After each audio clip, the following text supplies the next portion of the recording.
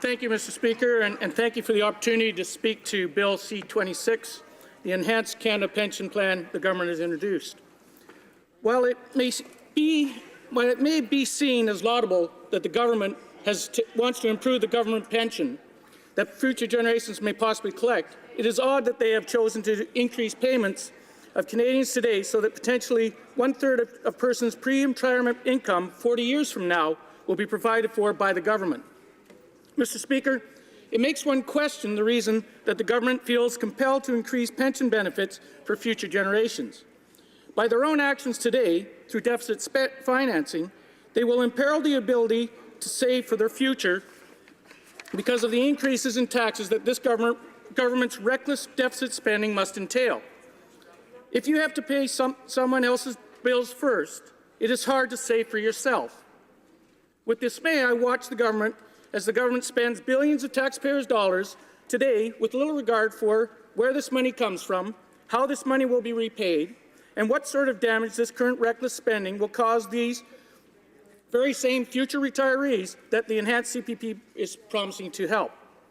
By their own admission, the government wants to increase the monies they collect for workers today on the CPP because there is a belief that not enough Canadians have a pension plan at their work and/or that Canadians are not saving enough of their own resources for the future.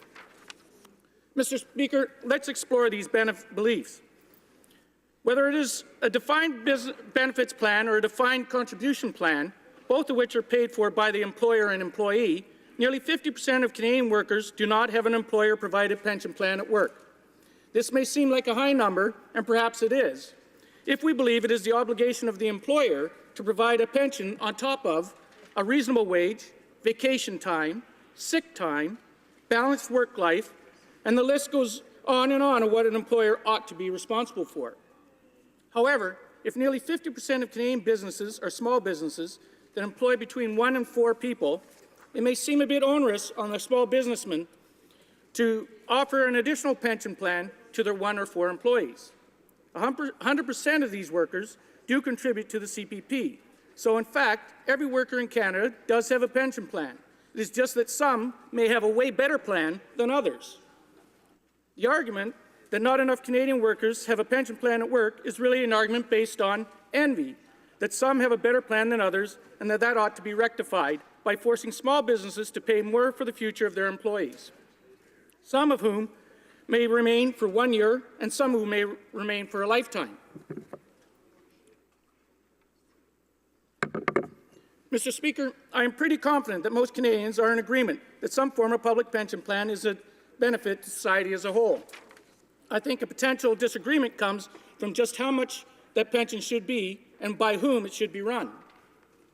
The math behind the enhanced CPP is that we will raise the contribution rates and the ceiling at which those contribution rates apply to our public pension scheme to enhance the CPP of all Canadian workers. I am not certain that this math is working very convincingly. Current estimates show that the CPP at present provides a real rate of return of approximately 3.6%, and that this will decrease to around 2.1% for those retiring in 2037, according to the Fraser Institute. Further, currently, the average Canadian worker contributes 4.95% of their income to the CPP. This will increase to 5.95% based on the proposed CPP enhancement. Their employer provides the same contribution. This current total contribution is 9.9%, to rise to 11.9% of your earnings to a maximum amount. The average Canadian wage is $48,200. So an expected contribution of $4,800 per year is invested into a pension scheme for the average Canadian worker. At the age of 65, this same worker can expect to obtain a maximum pension from CPP of approximately $1,000 per month. But because their average wage is less than the pensionable maximum, they will in fact only receive approximately 75% of that amount. Today, the average payout for CPP in Canada is $642 per month. Mr. Speaker, if this same worker earning the same average wage contributes their enhanced 5.95% CPP allotment into their own retirement plan and earn the same rate of return of 3.6% for 45 years, the amount of time needed to obtain the maximum payout from CPP, they would be able to use these funds to pay themselves the maximum amount of $1,000 per month for at least 40 years and still have money left over at the end of this time, approximately $220,000. Of course, if we add in the employer portion, then there is now an 11.9% contribution, and the maximum return is more than attainable. We know that the return is not exact.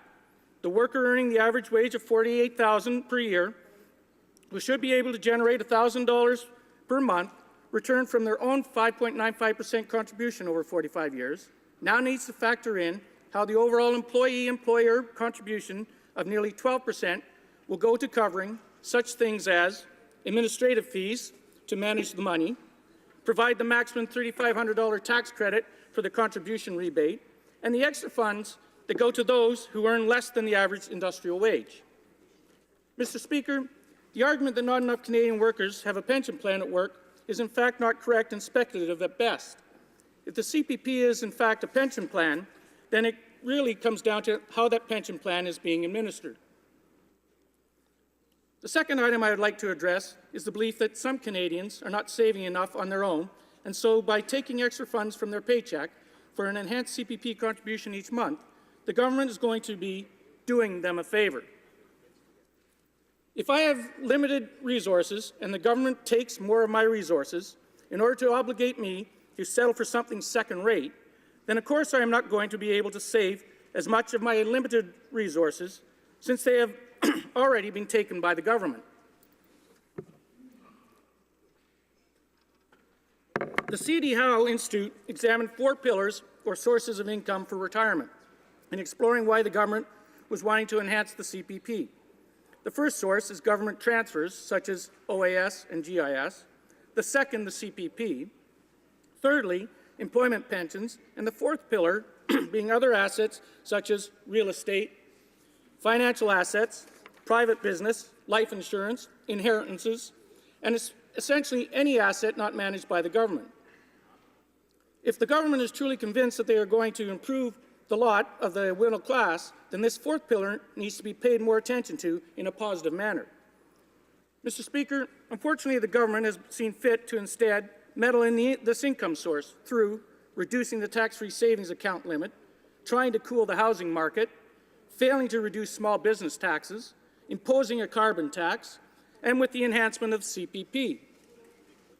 This will unduly impact the overall burden on some business activity in Canada by increasing the contribution rate which employees, employers, and the self-employed will have to come up with, and to meet the government's solution to a problem that is beyond them. Taking money from hardworking Canadians' paychecks will make it harder for families to save for such things as vacations, children's post-secondary education, and purchasing a home. Likewise, employers will have to choose between hiring that extra hand or requiring their employees to do more for less. We know that sunny ways in Canada means that the government is wanting to manage all aspects of how we live as Canadians, from cradle to grave. We know that there is nothing this government is not wanting to poke their noses and legislation into. The enhanced CPP proposal is simply another tax of a problem that really isn't a problem. If we look at how society functions, aside there is specific items that a government ought to be responsible for, such as promoting rule-based free trade, ensuring the security of our communities both internally and from activities from abroad, allowing for the free movement of goods and people internally in Canada, then determining how much someone receives in retirement or insinuating that one person's pension is better than another's, and that is somehow bad, seems to be the least of our concerns. Mr. Speaker, I see that my time is coming to an end. Please let me finish by quoting Hendrik Brackel of the Canadian Chamber of Commerce, May 31st, 2016. Quote, "We're worried a big tax increase is headed for the middle class, like an elbow to the chest.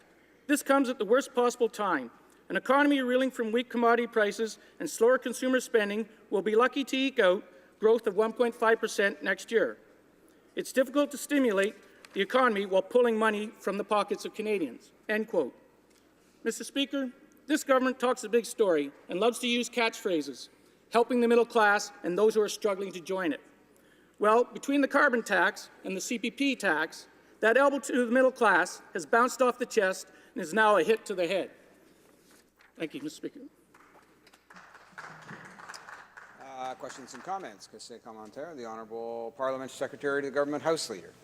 What's become very obvious, Mr. Speaker, when you listen to the speeches here today about CPP, is that you'll easily understand why, and Canadians will understand why it is that the Conservatives are really lost touch with Canadians. Canadians want to see a strong and healthy pension program, whether it's the GIS, the OAS, or today we're talking about the CPP. And what we've witnessed throughout is the Conservative Party still believes that there is no room for improvement in regards to the CPP, even though all of the provinces, the provincial governments, many different stakeholders came to the table. Strong national leadership ultimately led to a historical agreement. And my question to the member is, why does he believe the Conservatives are so out of touch with what Canadians and other provincial jurisdictions have been called for on this time in which we should be celebrating more so a historical agreement which is going to help so many retirees into the future? The Honourable Member for Souris Moose Mountain. Thank you, Mr. Thank you, Mr. Speaker, and thank the member for his question. This Liberal government is so keen on studying everything and talking to everybody. But the people they haven't talked to is the CFIB. And the CFIB has indicated that a full 70% of their small business owners disagree with that notion. And so I don't know how the member can say that they've engaged with everybody when small business represents such a big, important factor of this economy, and that small business generates a significant amount of employment and jobs. And those jobs, and by creating those jobs, we have more people contributing to the CPP. Questions and comments. Question commentaire. The Honourable Member for Sherwood Park, Fort Saskatchewan. Thank you, Mr. Speaker. I congratulate my colleague on an excellent speech. And it's interesting hearing my colleague across the way talk about this apparently being a historical agreement. I don't even think it's a historic agreement, Mr. Speaker. But the government has tried to bring together other levels of government in a government knows best approach. But what we're hearing from ordinary Canadians, from business owners, is that they don't want to have to pay more in tax. What they want to do is actually be able to keep more of their own money. That's the approach that we advocated. Could the member talk about why we're better off by giving people the mechanisms to save for themselves? Honourable Member for Souris Moose Mountain. I thank the member for his question and all the good work that he's done. Mr. Speaker, small business is the backbone of this country. And small business include our agriculture industry. And our farmers are out there working day in, day out, and they've been fighting to succeed and get their product to the market. And the Liberal government puts a carbon tax on them, and now they're going to put another tax on these farmers. And these farmers employ people, and they are going to continue to have to pay the CPP for these individuals. So there again, it's another tax that's being added to these farmers, and how are they going to find the laborers and the small people to work for them?